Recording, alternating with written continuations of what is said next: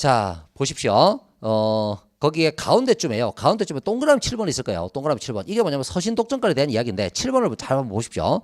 타인을 위해서 서신을 송달하는 행위를 업으로 하거나 자기의 조직 또는 계통을 이용해서 타인의 서신을 전달하는 행위가 금지되면 물론 그러한 행위를 하는 자에게 서신의 송달을 위탁하는 행위도 금지가 된다. 근데 뭐가 나와있죠? 단이라고 나와있죠.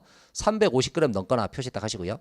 기본 통상 우편 요금의 몇 배를 넘는 10배를 넘는 서신은 위탁이 가능하다. 위탁이 가능하다 표시하시면 됩니다. 근데 이거는 개인만 할 수 있어.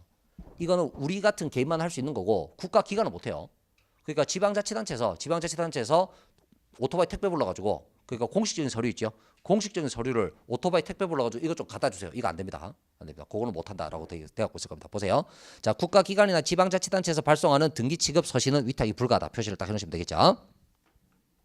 자, 그 다음 내려갑니다. 우편물 운송 요구권 뭔지 아시겠죠? 이건 누구한테 부탁하는 거예요? 누구한테?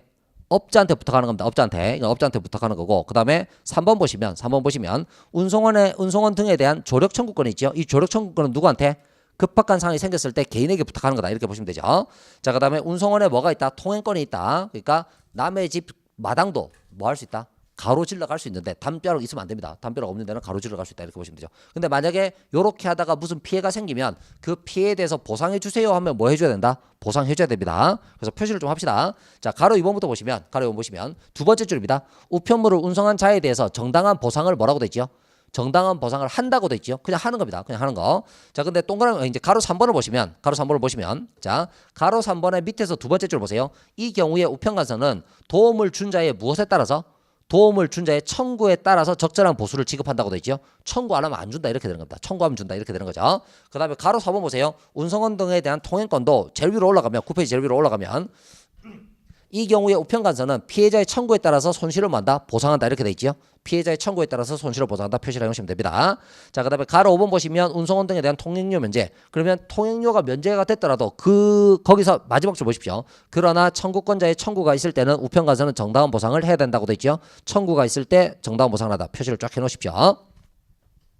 자, 그 다음에 우편물 전용 물건의 압류 금지와 부가 면제입니다. 압류 금지는 여러분께 설명을 했고 부과한다는 건 뭐냐면 세금 못 매긴다는 거예요. 세금을 니네 이거 샀네 여기에 대해서 세금 내 이러면 못합니다. 가뜩이나 저렴하게 해주고 있는데 세금 내고 이러면 안 돼. 자, 그 다음에 7번 공동해상 손해 부담의 면제, 공동해손 면제라고 보시면 됩니다. 뭔 뜻인지 아시겠죠?